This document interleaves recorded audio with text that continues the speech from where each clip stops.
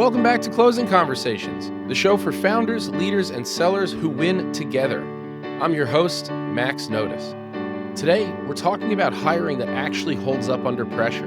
My guest is Hope Brick, the founder and chief client officer at Brick Executive Search. She's built and placed leaders across luxury, fashion, and beauty, and before Search, she ran big creative teams in the industry. Translation, she knows people, the product, and the P&L. We dig into what great really looks like, hunger, coachability, and presence, and how to interview for it. We talk about boundaries versus burnout, why work-life balance answers can be a hiring tell, and the reality of remote work when your product is textural, color, fabric, fit. Hope's got stories, receipts, and a clear point of view. Let's jump into it. How was your holiday? You know, it was low-key this year. My daughter went to Disneyland. My daughter's. Oh, you'd mentioned, yeah. Usually I have a big dinner, but without them, it was the whole purpose is for my grandson to love my soup. But I'm leaving for Europe on Sunday, so very busy right now to try to get things closed. Good for you. That is so awesome. Where again are you going in Europe? It's the Mediterranean. All right, that rocks. Hope I don't have to work so much. Oh, that's awful. I've made the mistake too many times in my career at this point where I say, you know what, I'm just going to check my email. And that takes me so out of vacation that I'm not quite working and I'm not quite relaxing, even if I'm just looking at it. You know, I do this now similarly in my days. Like I plan out my week really purposefully. So for example, on Monday, I block off my day so I can do things for commission, whether it be marketing or I'm looking at making a hire. Brainstorming, what are we paying this person? What is their job exactly? What are we going to call, like everything for the business. And I won't take a meeting on that day because even if it's a 2:30 meeting all day, well, it's at 2:30. Well, it's at 2:30. It's still in the back of my head. And then after I have to I'll go to the bathroom. I'll take a walk. And then I come back and it's like, all right, now it's already like 3:15. It's like late in the day and I'm not getting back at it with the same vigor. So I've become a very big believer of like, work when it's work and rest when it's rest. Like I turn off my computer every night because even if I just close it, it's still on my brain a little bit. But if I know it's off and that's it. And then I rest better and then I come back to work better. Well, you are inspiring that way, old school. I think I put my out of office on. I know I've only put my out of office on one time, and that was for my son's wedding.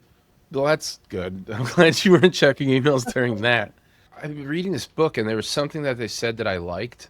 And they were talking about, like, first of all, when you debate greatest basketball player of all time, Michael Jordan, LeBron, I'm Michael Jordan all day. I am. I'm Michael, like, there's no convincing me otherwise.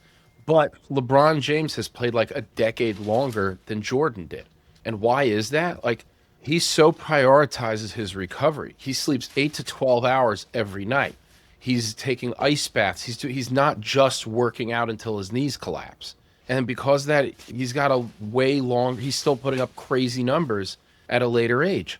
And in this book that I was reading, they were talking about how the prototypical American workday is 9 to 5 and it's not set up well. They put you in school from 6 to, till 3 o'clock, whatever it is, to mimic the workday. And the workday, you're doing a little this, then a little this, then a little this, and everyone's they're like caked by the end. And if you're doing desk work, and then a meeting, and then you're not doing any of these things particularly well. And they frame it up as you should, like the way an actor or actress, they have 3 types of days. They have a preparation day, which is practicing and rehearsal. They have a performance day, and they have a rest day. And on practice, all you do is practice. Equate that to doing things for the business. Performance day, all you're doing is performing. You're not rehearsing. And then on rest day, you are resting. That's it. There's nothing else. And I've tried to really bring that into the fold for myself of what are these days for so I can be best at what I'm doing on those days. And then even, I came from, like you, kind of an old school mentality of like, if I'm not working till I fall asleep at my desk, I'm lazy. And the more I've gone through, the more I realize that's stupid. It's not right. It's not healthy. And I probably start work around about 8 or 8:30 every morning. And I did this last week. I made every day of the week, starting at 3:30, my calendar is blocked for an hour to go to the gym. Because otherwise someone might book over that and I'm not canceling it. But I know if I have that there, I work, I work out, and then it's time for my family. And I'm work is now out of it's far away. Otherwise, I work till 4:30. I pick up my daughter and I'm still like at the office in my head.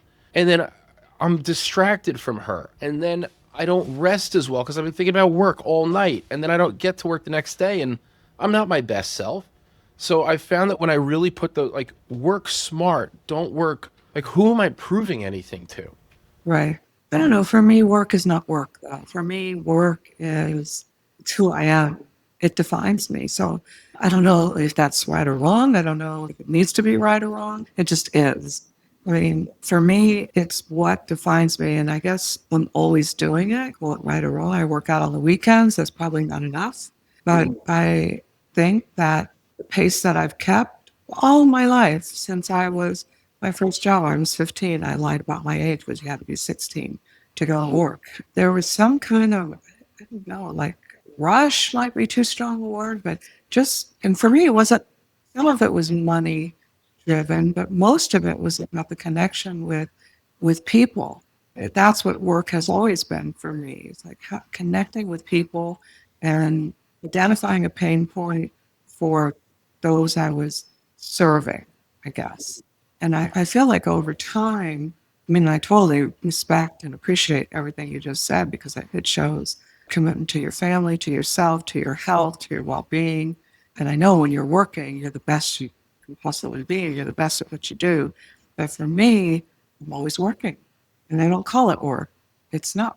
I think I would go apeshit crazy if I don't think I could sit still. And one time I tried to meditate, learn how to meditate, and I got there.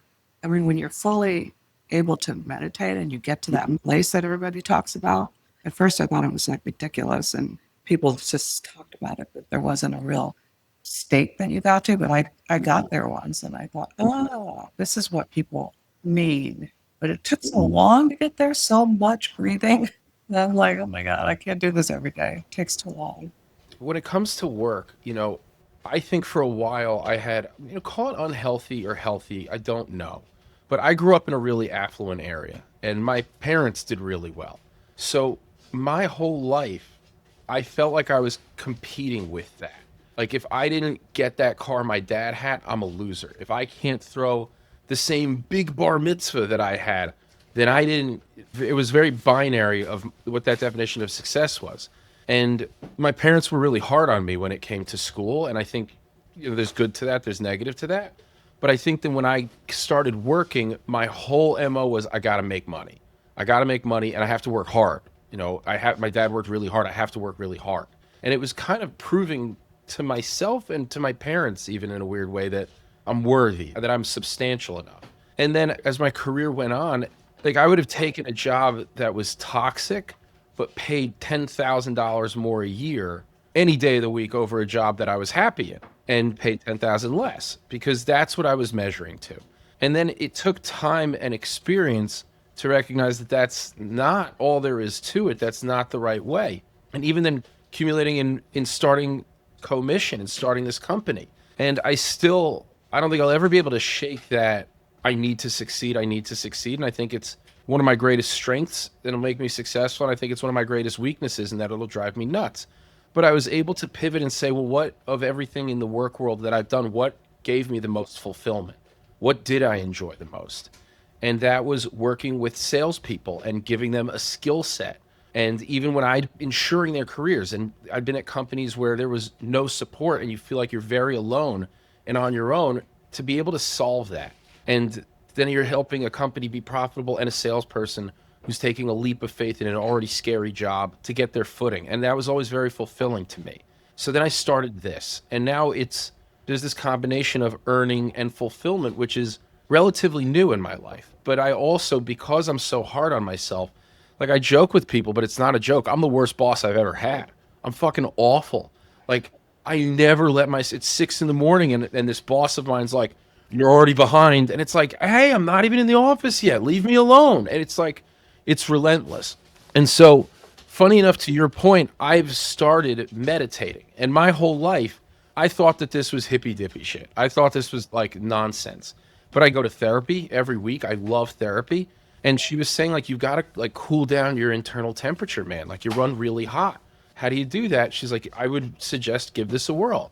And I literally 5 minutes in the morning listen to some track where they're saying these, I'm sharp, I'm great, I'm loved.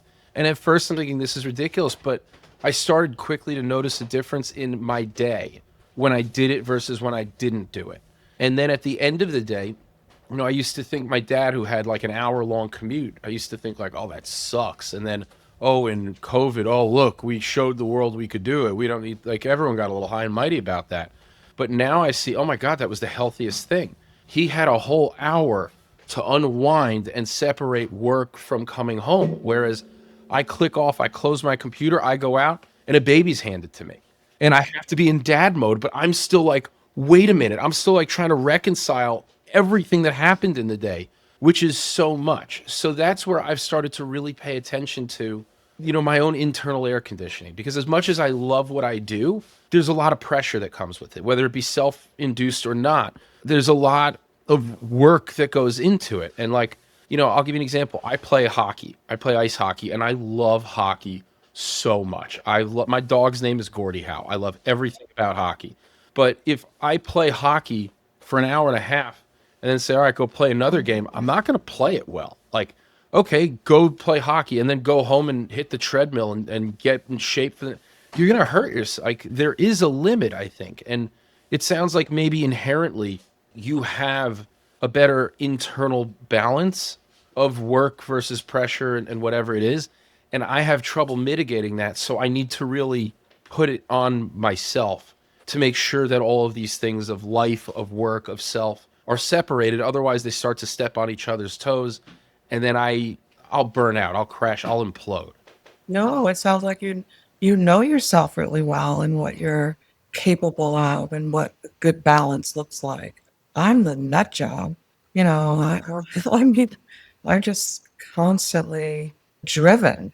And what drives me, I don't know that it comes from my upbringing because I come from a very, middle class upbringing. But my father was a retailer, coat and suit buyer, for 52 years. And he was always on also. I mean, he loved the retail business. And when he wasn't actually in his office, he was doing back the napkin math on all kinds of things. And on the weekends, he would take me in his 1969 red Mercedes, which my mother never once sat in because she didn't like anything German. She never sat in it. But we would go from one Macy's store to another, and he would look at the selling floor, and with his own eyes, he could accurately project how much inventory was on that selling floor and whether it was the right amount of inventory relative to the revenue it was generating. And if it was had too much, he would say, Hope, come over here and put your arms out. He'd throw these coats on me and he'd take a bunch and we'd put them, it was called a hand carry transfer in those days. And we'd go to the store that needed more inventory. So it was a constant, and it was fanciful and it was fun and it was about balancing inventory, but yet being with my dad, who was my hero, and just always being on. And he once told me, and it always stuck with me, he said, be there in the morning before the boss gets there, stay there until after the boss leaves. I agree with that. And now I'm the boss, right? Catch now, you're fucked. You're getting there earlier and earlier. Yeah, well, I mean, now with all this remote stuff too, it's like, yeah, I am the first one on and the last one off. So my dad was a doctor. He still practices. And he would get to the office, he'd wake up early, go to the office. When he's at the office, he's at the office. He doesn't take lunch. I don't take lunch. Like, he would eat a bar at his desk. I have a plate of pizza in front of me that I just haven't made it to throughout the day because I'm just working. But then he would come home, when it was done, coming home in a whole hour, and he's home. And then once in a while, he would have to do charts, and just kind of like admin work from the day. And he would always pour a glass of wine and do the charts. that way it just kind of like took the like it's hard to bring work home. So it just kind of took the edge. And I'll notice whenever I have work to do, like after my daughter's asleep, I'm pouring a glass of whiskey and I'm just maybe I'll put on some music in the background and do what I have to do. And that way I don't feel like I'm working 13 hours. It feels like I'm relaxing and this is background noise. So I think that for those of us that are driving revenue for our business, I mean, we have not only our families that we provide for, but for ourselves, but also we've kind of picked a lane in our careers. And unlike either the people that we hire and others that we observe who go to work on that 9 to 5 schedule. And for me, in my business at executive searches, I profile people all day long. I'm listening to hear about their work ethic, you know. And honestly, when I hear in terms of what's the most important to them, because I'll ask that question, what is the most important thing to you when it comes to your career? If I hear work-life balance as the number one priority for them, likely they're not the best candidate for my client. So I guess I don't know what to deduce from that, except for if we really want, like clients expect candidates that are going to drive success for them and candidates that make work-life balance. And I think that's something that did come out of the pandemic also. This is so interesting. We had a whole other outline here, but I think this conversation is so good and universally helpful. Even seeing both sides of the ball here, where I prioritize this and you're more of just the, hey, you put your head down. But I think there's a lot of merit to both. And I'll tell you this, like there's a salesperson that I was working with yesterday. And similarly, when I'm evaluating salespeople, the three things I'm looking for are you hungry, are you coachable, and are you personable? Those are the three things that I look for. And if you don't have one of those, the rest isn't going to work. If you have those three, I can make the rest happen for you. I'll make sure that your habits are right and that your calls are going well, that you're doing the right things, etc. We hired this salesperson for a company and I love it. He shows up early every day. He shows up polished every day. This is fantastic.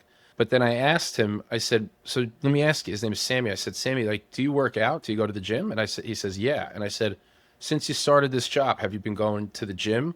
And he says, well, not as much. And I said, go to the gym. Like, you have to go to the gym because the minute that you start to clip on that, you're going to burn out here. And I've noticed that in roles where I'll go in and I work my whole day. And when I say, like, when I'm working, I'm working. Like, that's it. There should be nothing else. Then I work out, I'm working out. When it's family time, it's family time. Those clean cut.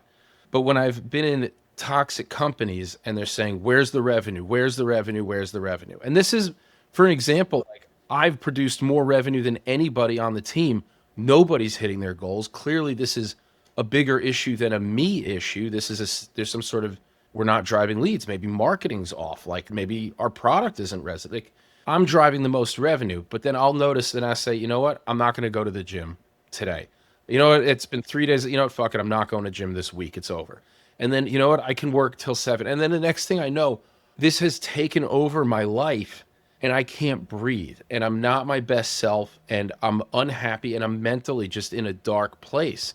So that's where I'm saying to this guy, like, don't cut that. Like, go to the gym. I'd rather you even leave here 15 minutes early, not an hour early, 15 minutes to make sure that you keep happy and healthy outside of here. And that way, when you are here and working, you're your best self. And I think that during the pandemic, work-life balance became a thing because there's merit to it. But I also feel like it maybe got taken advantage of. The mental health day, I think, is a brilliant thing in concept. I do. There are days, like I'll give you an example. My aunt passed away a few years ago, and her funeral was on a Sunday. I went into work on Monday and Tuesday and Wednesday. I called out sick, and I wasn't in a good place, and I needed to just sit at home and be by myself for a day. I just did. I needed to take care of myself. And that is what I'd equate to a mental health day. But I think that it got blended, especially as Gen Z enters the workforce, with some other notion of like, I think there's taking a mental health day because you need it versus because you feel like it's time for one or you deserve it. And I don't know if I'm expressing this well. I feel like it went from this is a great thing to this is kind of bullshit. So I think when like you were looking for someone hungry, my issue is that I'm so hungry, I'll kill. in a job to make it work. And with that, I have to pay attention to toning it down. But I don't know. It was interesting. I was talking to my dad about this, how I really need to work on cooling myself. I really stress the crap out of myself. And he says, well, that's maybe a good thing. It motivates you. And I'm like, it's going to make sure you're not complacent. And I'm like, Dad, like, that's not an issue. Like, complacence, like, that will never be a problem for me. It's the opposite end that I'm too far on the other side. So I think maybe everybody's different, but I also believe that, like, wait, there was this thing I read in this book, the one that's right behind me, Ken Dryden, who was a hockey player and he was an attorney and he was a member of Canadian Parliament. He was a brilliant guy. And he wrote in this book, one of his big things was balance matters. You're not just an athlete, I wrote, or a salesperson or whatever role you may be. You're a whole person and the outside world shapes your success in it. And I think that that's right. I do. When it comes to, if someone says to me, my number one priority is work-life balance, I think in theory that's a good thing. I think in reality, I would say, wait a minute. Your priority here should be getting your job done because this is work. Now, if you want to make sure that your life is balanced, that's a personal thing. That's something on you. You're going to have to do your tasks and you're going to have to figure them out how to do that. And if these tasks, maybe as a company, I'm giving too much to somebody, that's up to them to then decide, is this too much for it? Like, that's up to them to figure out. When I hire you, we're making a contract that you're going to get these things done. And if you burn yourself out also and then don't do well, like, there's a problem right there. But And asking a candidate to prioritize what they're looking for in their next step, and they say work-life balance. That doesn't resonate as much with me, at all with me, frankly, than if the candidate were to say, I want to join a company where I can help drive sales and earnings. However, that said, when I coach candidates to prep them for interviews, a hiring manager will often say, as their very first question to a candidate, they'll say, tell me about yourself. And so I coach candidates to say, really tell the hiring manager who you are as a person. You're a sister, you're a mother, you're a daughter, whatever. You went to college on a soccer scholarship. You do hot yoga on the weekends. You are a competitive dancer. What is it that is physically fit about you? Or what kinds of sports do you like to compete in or have you competed in? Because by sharing that information about yourself, you're showing to the hiring manager that you're physically fit, that you like to compete, and that you're a winner. So it's important that everyone have those things in their lives, that you do go to the gym, that you do work out, that you are healthy, that you are not going to take a FMLA in the first 3 months, and to really mean it. And when I ask that of candidates, it's, wonderful to me that majority of them do say, well, I did go to college on a football scholarship. I did go to college. I was on the dance team in college. Or they'll say, well, I like to do the salsa in the kitchen while I'm cooking. I'm like, that's fabulous. Tell them that. They will love you for that because it's all about culture fit. And, when it comes to working out, I just want to share this too about my husband who was diagnosed with throat cancer in 2017. It's been 8 years. It came back twice. My husband is at the gym every morning, no later than 7 a.m. And he is there for 2 hours minimum. It's how he gets his nutrition down because he can't eat solid food anymore. But it's also because he feels alive by working out. So you're absolutely right. Going to the gym not only is good for you, but it's necessary for your health and for your long-term health. You will live longer. But I dig what you're saying. And I think, ready, like, I'm going to be assumptive. I think that if I were talking to you about one of your roles and I'm talking about how I operate and prioritize things, I don't think you'd look at me like a slouch. But here I am and I do prioritize that. And I think it does I think there's a bit of a gut feeling to it where if someone gets on and they, like, even like, ready, frame it up. You're here for work. What's your priority? Is work-life balance. That doesn't exist within work. That exists in the sphere around work. But I think if you're picking up that this person is flighty, that's probably, even beyond their answer, they're probably giving off some sort of cues about that. And, your husband working out every morning, if he goes into an office or whatever it may be, you feel virile, you feel alive, you feel better about yourself. Whereas if it's work, work, work, work, work, he's not going to be his best self in that desk every day. How you feel about yourself outside of the office directly impacts what you're bringing in there. Right. I'm a different beast. That's all there is to it. You know what? I'm also thinking this. Before there was the notion of a mental health day of work-life balance, those schmagegis still existed.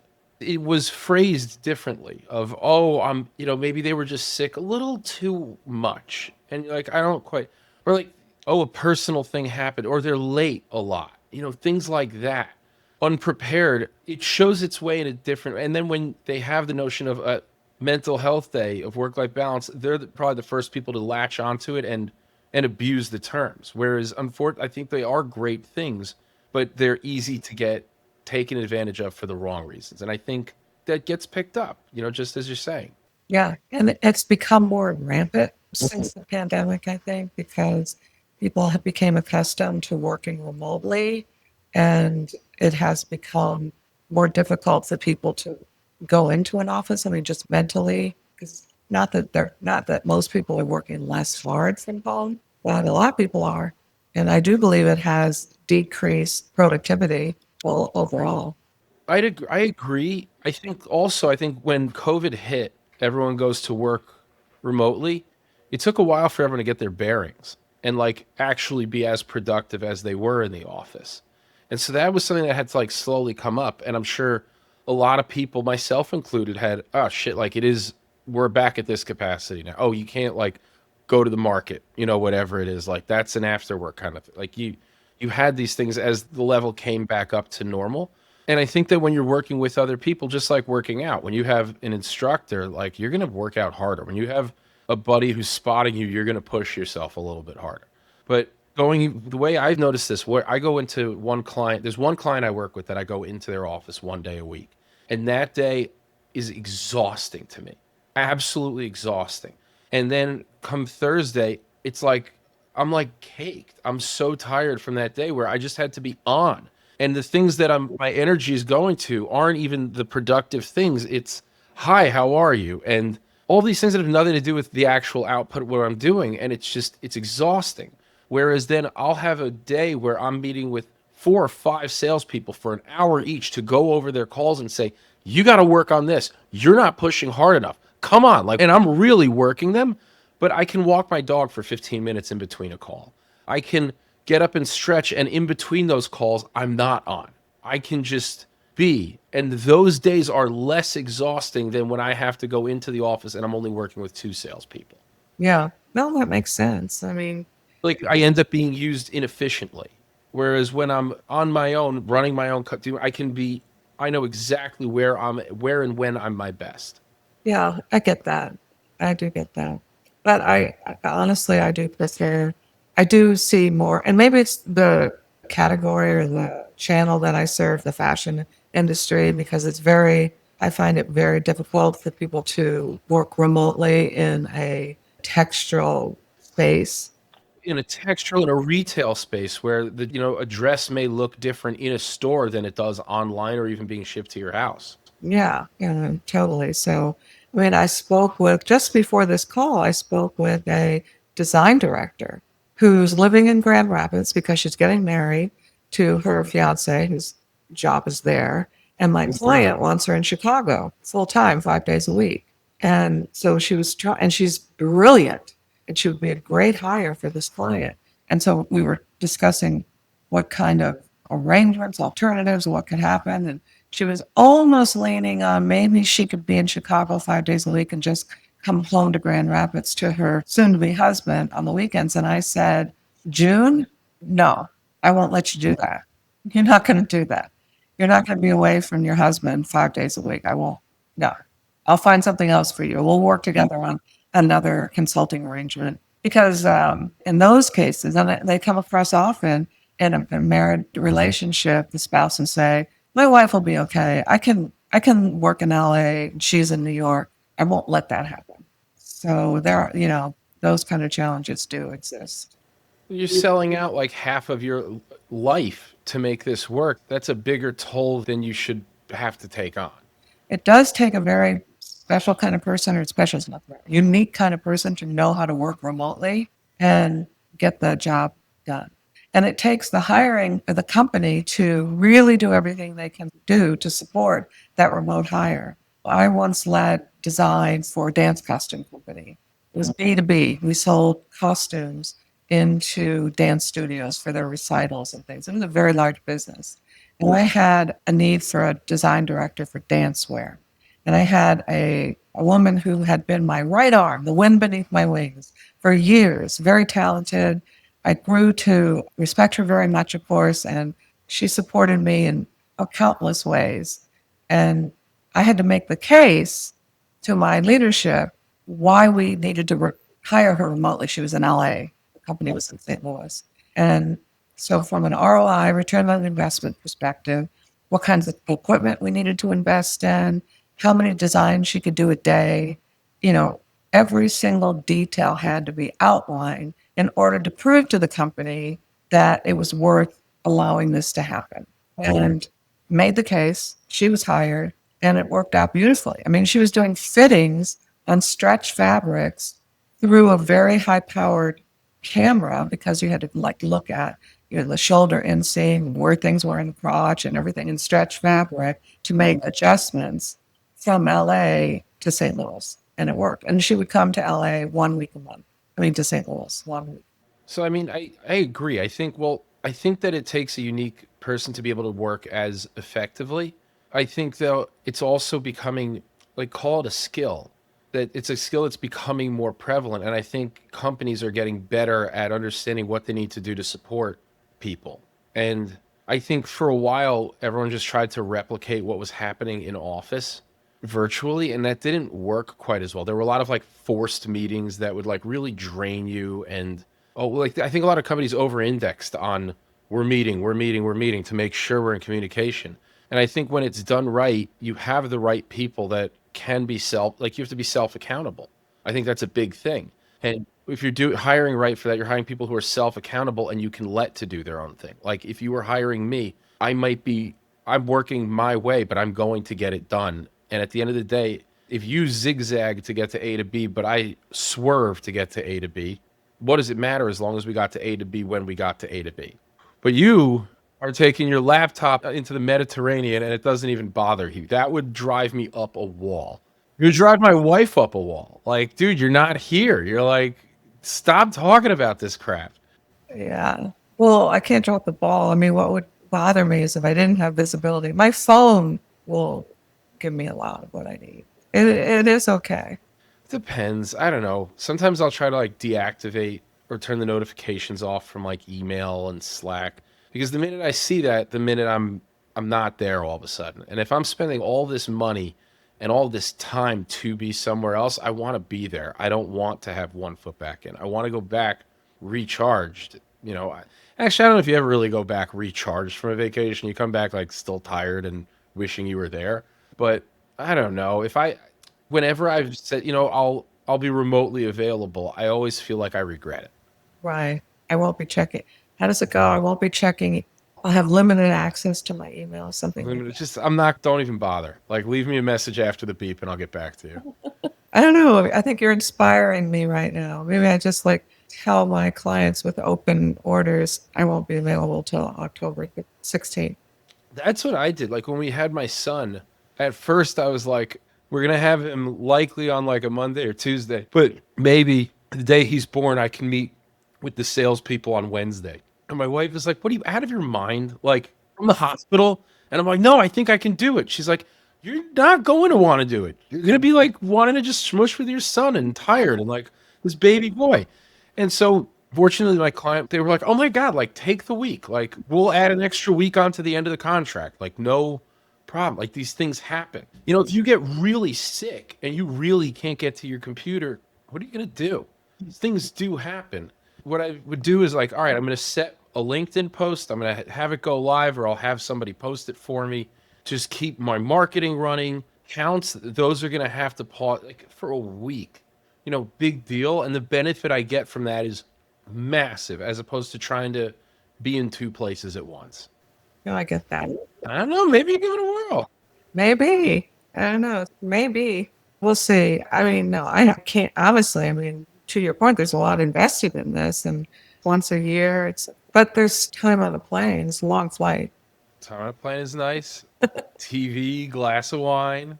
I really had no idea, honestly, when I booked this, that I would be as busy as I am this time. I thought it would be slow.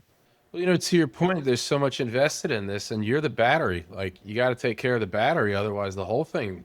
Yeah, but here's the thing, too, Max. It's like when I booked it, I thought it was going to be slow because at the time, these retailers and wholesalers were reducing force. They were talking ad nauseum about panicking over tariffs that have not been disruptive to business whatsoever. Rather, they've created demand, consumer demand in many cases, because the country's taking in money. And so that's causing a hiring demand, and candidates are getting multiple offers.